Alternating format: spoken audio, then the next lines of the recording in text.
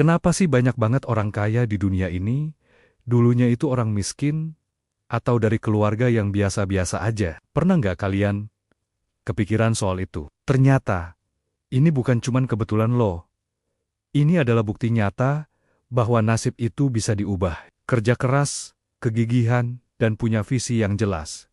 Itu kuncinya. Hari ini, kita bakal belajar dari kisah sukses para pengusaha hebat dunia, dan juga dari Indonesia. Siapa tahu kan, kita bisa kecipratan semangat dan suksesnya juga. Yuk, kita mulai. Banyak banget tokoh yang kita kenal sekarang sebagai miliarder. Dulunya hidup susah. Mereka pernah jadi kuli, tinggal di tempat sempit, atau bahkan gak punya uang buat makan. Tapi lihat sekarang, mereka ada di puncak dunia. Ini bukan cuma cerita dongeng. Ini adalah kisah nyata yang bisa jadi inspirasi buat kita semua.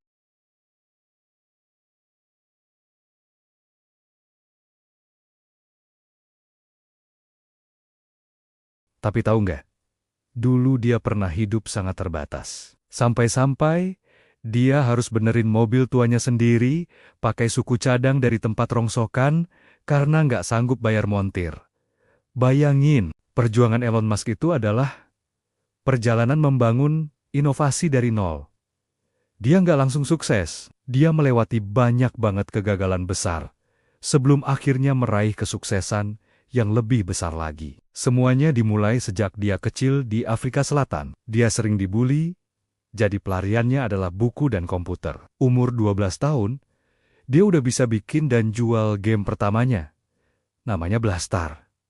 Keren banget kan? Saat pindah ke Kanada, dia juga nggak langsung enak hidupnya. Dia kerja serabutan, jadi petani, penebang kayu, sampai kerja di pabrik. Nggak ada yang instan. Usaha pertamanya bareng adiknya adalah Zip2 di tahun 1995. Semacam direktori online buat surat kabar. Usaha ini akhirnya dijual. Dan dari hasil penjualannya, dia mendirikan X.com. Layanan keuangan online yang kemudian kita kenal sebagai PayPal. PayPal pun dijual ke eBay dengan harga fantastis. Tapi Elon nggak berhenti di situ. Uang hasil penjualan PayPal dia pakai buat mendirikan perusahaan yang lebih gila lagi. Tahun 2002, dia mendirikan SpaceX dengan mimpi besar. Bikin perjalanan keluar angkasa jadi lebih murah, dan akhirnya membawa manusia tinggal di Mars. Awalnya banyak yang ngetawain, tapi sekarang SpaceX jadi perusahaan swasta pertama yang berhasil meluncurkan roket ke orbit. 2 tahun kemudian, dia gabung sama Tesla dan memimpin revolusi mobil listrik. Tujuannya mulia, yaitu mempercepat transisi dunia ke energi yang berkelanjutan. Belum cukup, dia juga merambah ke energi surya lewat SolarCity, bikin teknologi antarmuka otak komputer lewat Neuralink, dan mencoba mengatasi macet dengan The Boring Company yang bikin terowongan bawah tanah. Dan yang terbaru, dia bikin perusahaan AI bernama Sai untuk menantang dominasi teknologi yang ada dan mencoba memahami alam semesta.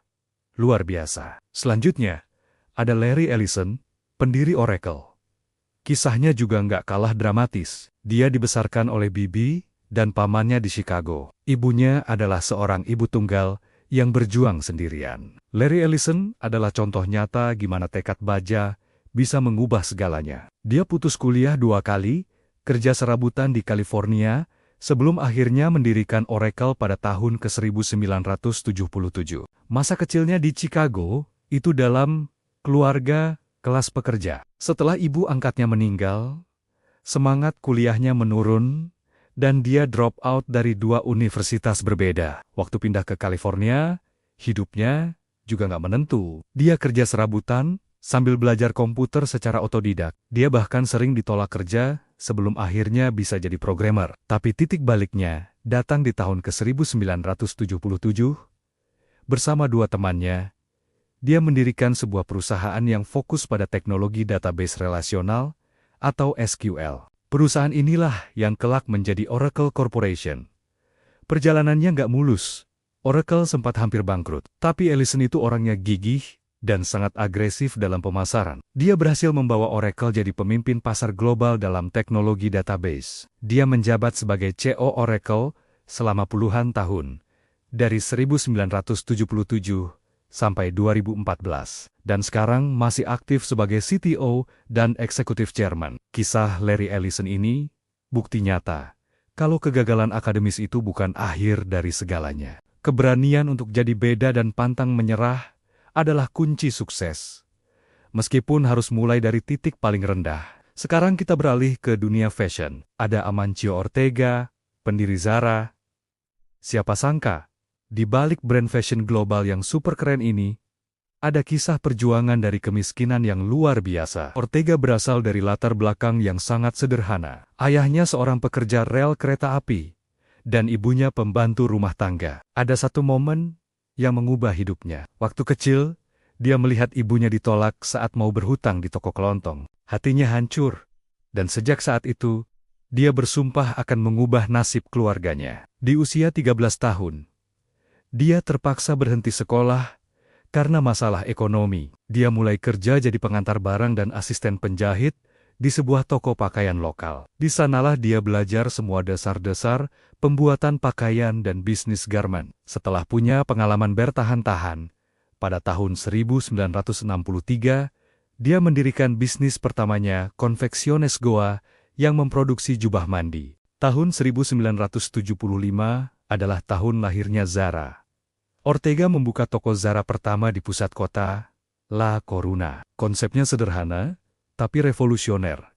Menghadirkan pakaian fashion terkini dengan harga yang terjangkau. Dia menciptakan apa yang kita kenal sekarang sebagai fast fashion. Zara bisa memproduksi, mendistribusi, dan menjual tren terbaru hanya dalam hitungan minggu, bukan bulan seperti perusahaan lain pada umumnya. Untuk memperluas bisnisnya, dia mendirikan Inditex pada tahun 1985, yang sekarang jadi perusahaan induk untuk merek-merek terkenal lainnya seperti Pull & Bear, Massimo Dutti, dan Stradivarius. Uniknya, meskipun jadi salah satu orang terkaya di dunia, Ortega dikenal sangat tertutup dan hidup sederhana. Dia seringkali makan siang bareng karyawannya di kantin perusahaan. Luar biasa kan? Kisahnya membuktikan bahwa keterbatasan bisa diubah jadi peluang kesuksesan global. Sekarang, yuk kita pulang ke Indonesia. Kita punya banyak sosok inspiratif.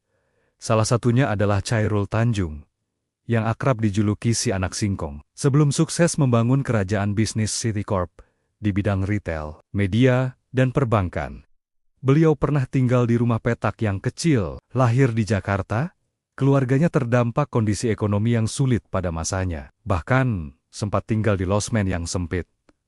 Sejak kecil, dia sudah dididik untuk mandiri. Dia pernah jualan es mambo dan kue di sekolah untuk bantu-bantu. Semangat juangnya nggak pernah padam. Waktu kuliah di Fakultas Kedokteran Gigi Universitas Indonesia, dia membiayai kuliahnya sendiri dengan berdagang. Mulai dari buka jasa fotokopi, jualan buku kuliah stensilan, sampai jualan kaos.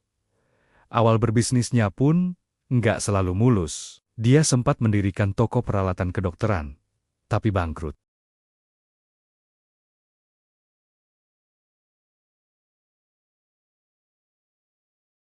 Pada tahun 1994, dia merintis bisnisnya sendiri, yang sekarang kita kenal sebagai CT Corp. Bisnisnya fokus pada 3 pilar utama: layanan finansial dengan Bank Mega, media dengan Trans TV dan Trans 7, serta retail dan properti dengan Transmart dan Trans Studio. Apa rahasia suksesnya? Fokus pada pelayanan, membangun jaringan yang kuat, dan tentunya kerja super keras. Konon, di masa mudanya, beliau bisa kerja sampai 18 jam sehari. Kisah Chairul Tanjung ini mengajarkan kita bahwa keterbatasan itu bukan penghalang, tapi justru bisa jadi pemicu untuk menciptakan peluang lewat kerja keras dan kreativitas. Terakhir, ada sosok yang sangat ikonik di dunia wirausaha Indonesia, almarhum Bob Sadino. Gayanya yang nyentrik dengan celana pendek dan kemejanya selalu kita ingat. Kisahnya adalah tentang ketekunan yang luar biasa dari nol. Dia pernah bangkrut, jadi kuli bangunan, sampai jadi sopir taksi. Bob Sadino tidak menyelesaikan kuliahnya. Masa mudanya dia habiskan untuk keliling dunia, bekerja di berbagai tempat, menggunakan warisan dari orang tuanya. Setelah kembali ke Indonesia, dia mencoba peruntungan dengan bisnis sewa mobil, tapi bangkrut. Untuk bertahan hidup, Dia nggak malu jadi kuli bangunan dengan upah cuma sekitar Rp100 per hari pada waktu itu. Titik baliknya datang saat dia melihat peluang dari telur ayam negeri. Ide ini dia dapat dari pengalamannya di Belanda.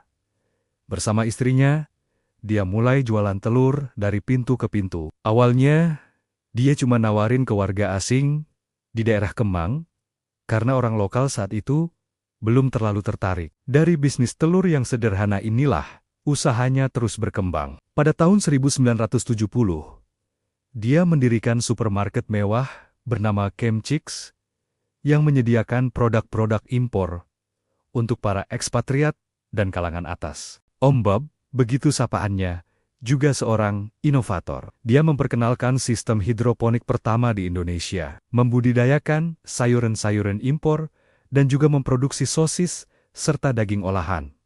Filosofi bisnisnya sangat unik dan menginspirasi. Dia mengajarkan kita untuk berani gagal, tidak takut dianggap goblok, dan yang paling penting adalah fokus pada aksi nyata, bukan cuma rencana yang rumit di atas kertas. Kisah Elon Musk, Larry Ellison, Amancio Ortega, Chairul Tanjung, dan Bob Sadino, semuanya menegaskan satu hal.